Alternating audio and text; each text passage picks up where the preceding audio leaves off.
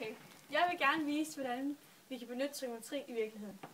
Vi har en situation, hvor vi rigtig gerne vil vide, hvor højt et kirketårn er fra bunden, fra jorden af og op til toppen af tårnet. Vi går vandret ud af tårnet og stiller os på 2 punkter, A og B.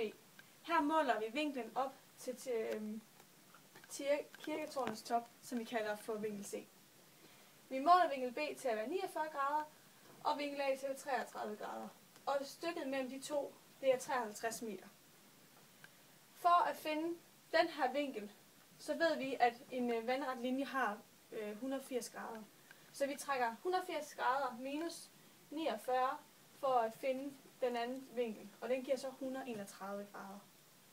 Så nu, når vi kender de 2 grader, så kan vi finde den sidste vinkel, som er vinkel C, ved at bruge vores vinkelsum. Vinkelsum af en trekant er altid 180 grader. Så vi kan sige 180 minus 33 minus 131, og derfor så ved vi nu, at vinkel C er 16 grader. Når vi så kender 2 vinkler og 1 side, så kan vi bruge vores sinusrelation. Fordi vi må kun have 1 ubekendt, og den vi gerne vil finde, det er siden A.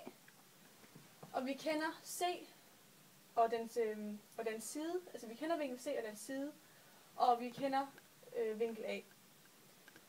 Så det vil sige, at vi kan nu sige, A divideret med sinus til 33 er lige med 52 divideret med sinus til 16.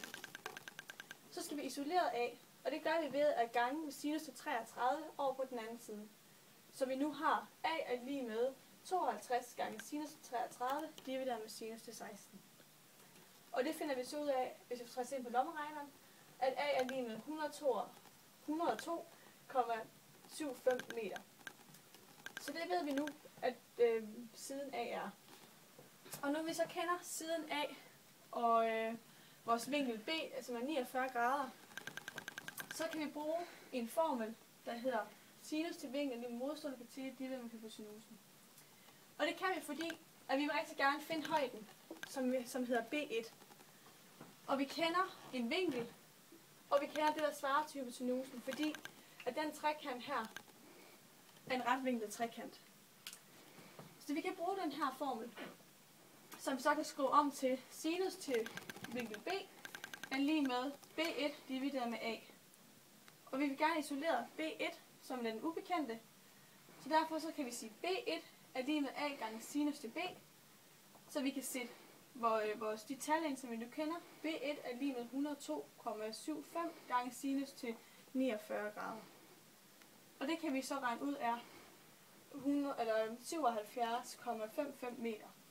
Så nu har vi bevist, at vi kan bruge trigonometri til at regne noget ud i virkeligheden, nemlig højden fra jorden til kirketårnets top.